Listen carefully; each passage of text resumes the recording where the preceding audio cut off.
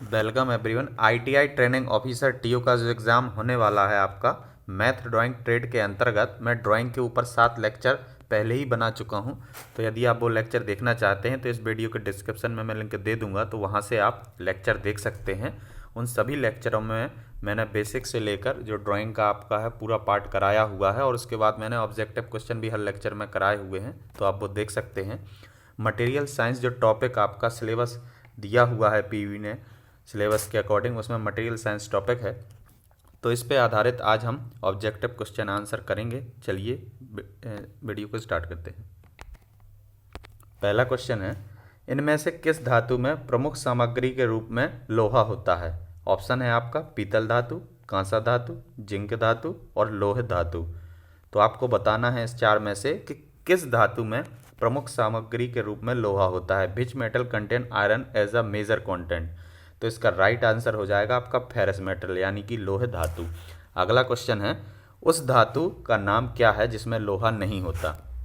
Option है आपका ferrous metals, non ferrous metals, insulating metals, non insulating metals. लोह धातु, अलोह धातु, कुचालक धातु और सुचालक धातु।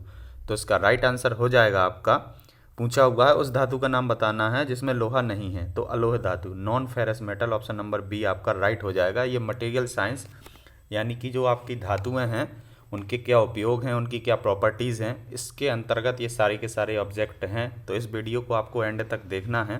ज़्यादा बड़ा वीडियो नहीं होने वाला है, 8 से 10 मिनट का ही वीडियो होने वाला है, तो आपको इसको पूरा देखना है और सारे के सारे ऑब्जेक्टिव करने हैं, और आउट ऑफ आपको बताना है कि कितने क्वेश्चन आपके सही थे और कितने गलत थे। चलिए अगला क्वेश्चन देखते हैं।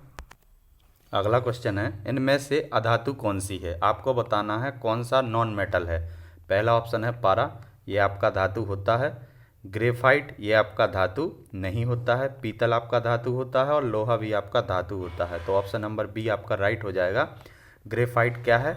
नॉन मेटल है, यह एक अधातु है। ऑप्शन नंबर बी राइट हो जाएगा। अगला क्वेश्चन देखते हैं, निम्नलिखित में से कौन सा गुणधर्म धातु का यांत्रिक गुण है?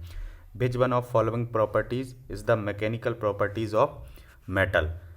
ऑप्शन दिया हुआ है गलनीयता, तन्यता, सांक्षारण, संरचना, फ्यूजिबिलिटी, डक्टिलिटी, कोरोजन और स्ट्रक्चर। तो जो डक्टिलिटी हो जाएगा आपका, ये क्या हो जाएगा आपका? मैकेनिकल प्रॉपर्टीज़ हो जाएगा। ऑप्शन नंबर बी आपका राइट हो जाएगा। बाकी ये आपका गलनीयता, सांक्षारण और संरचना, यह है आपका यांत्रिक गुण या मैकेनिकल प्रॉपर्टीज़ नहीं होता है। डक्टिलिटी होता है आपका मैकेनिकल प्रॉपर्टीज़। इसका अर्थ होता है किसी धातु का वह गुण जिसमें वह एक वायर के रूप में कन्वर्ट हो जाए, उसको हम बोलते हैं डक्टिलिटी। चलिए अगला क्वेश्चन देखते हैं। अगला क्वेश्चन है, लौह अयस्क से पिग आयरन बनाने के लिए किस भट्टी का उपयोग किया जाता है?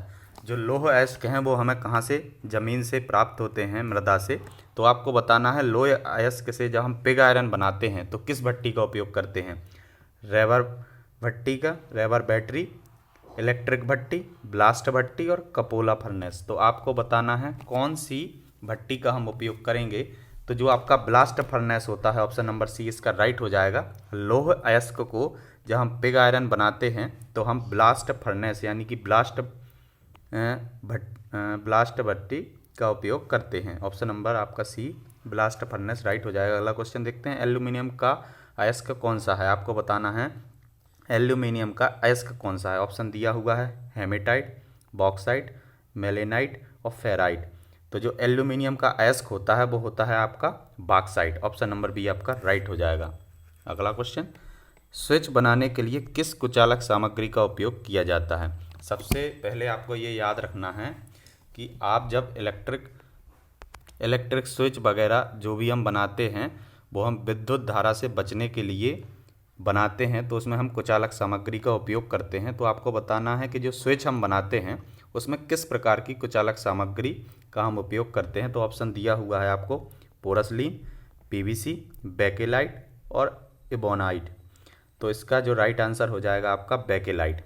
जब आप स्विच बनाते हैं तो बेकेलाइट के बनाते हैं। ऑप्शन नंबर सी आपका राइट हो जाएगा।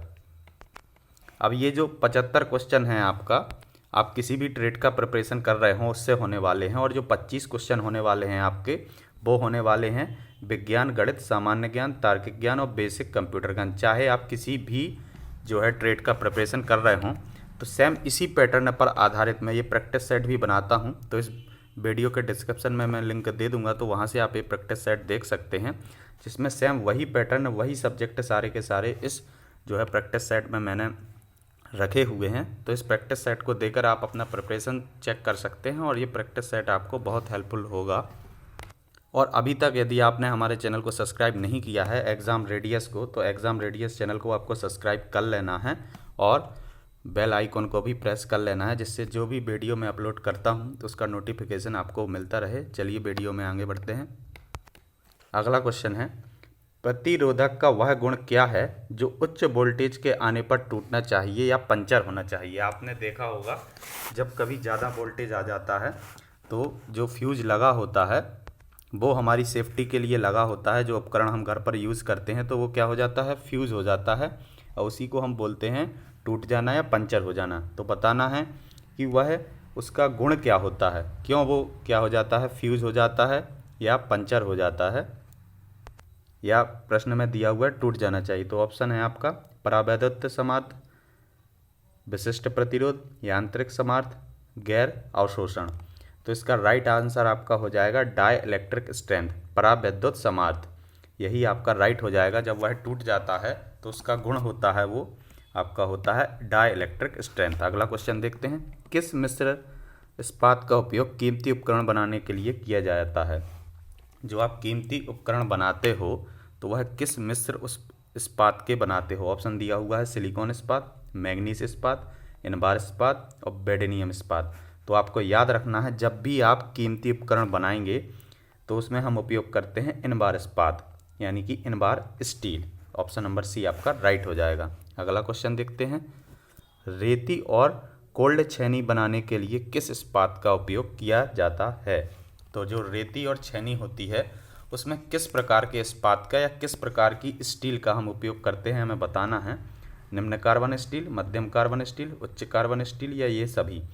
तो जो हम रेती या कोल्ड छेनी बनाते हैं यानी कि फाइल या कोल्ड चीज़ल बनाते हैं तो उसमें हम हाई कार्बन स्टील यानी उच्च कार्बन स्टील का, ऑप्शन नंबर सी आपका राइट हो जाएगा, उपयोग करते हैं उच्च कार्बन स्टील। अगला क्वेश्चन देखते हैं।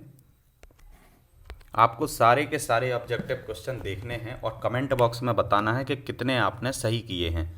इनमें से कौन सा ढलवा लोहे की वेल्डिंग नहीं की जा सकती, मतलब इनमें से किस में जो है ढलवा लोहे की वेल्डिंग नहीं की जा सकती।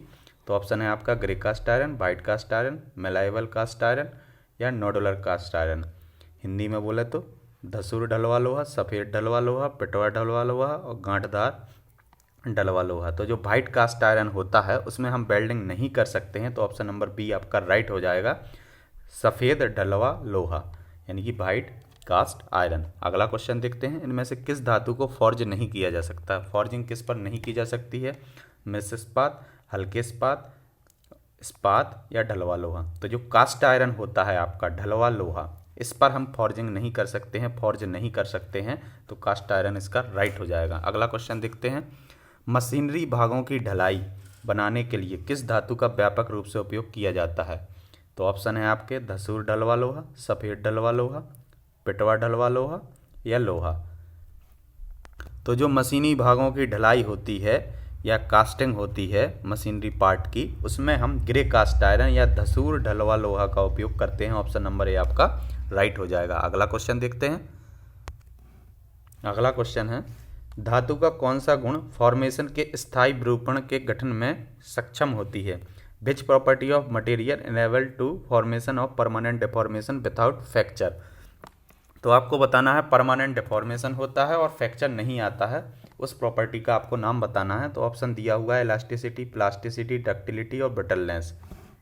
तो इसका राइट आंसर हो जाएगा आपका संयुघट्टता यानी कि प्लास्टिसिटी। ऑप्शन नंबर बी आपका राइट हो जाएगा। इलास्टिसिटी क्या होता है, जैसे कोई मटेरियल होता है या कोई धातु होती है, उसमें को हम जब फोर्स लगाते हैं तो उसमें क्या हो जाता है, डिफॉर्मेशन हो जाता है। जैसे ही उससे फोर्स हटाते हैं तो वह अपने ओरिजिनल शेप में आ जाता है, उसको हम क्या बोलते हैं, इलास्टिसिटी बोलते हैं या इलास्टिसिटी प्रॉपर्टी बोलते हैं। प्लास्टिसिटी का मतलब होता है एक बार जितना उसमें डिफॉर्मेशन आ गया वो परमानेंट हो जाएगा, तो उसको हम बोलते हैं प्लास्टिसिटी। और डक्टिलिटी आप जानते ही हैं, धातु का वह गुण जिसमें वह एक वायर के रूप में कन्वर्ट हो जाए। चलिए अगला क्वेश्चन देखते हैं। बिजली के लैंप में किस मिश्र धातु का फिलामेंट का उपयोग किया जाता है? ऑप्शन दिए हुए हैं कोबाल्ट, वेनेडियम, टंगस्टन और सिलिकॉन। तो ये बहुत ही आसान क्वेश्चन है।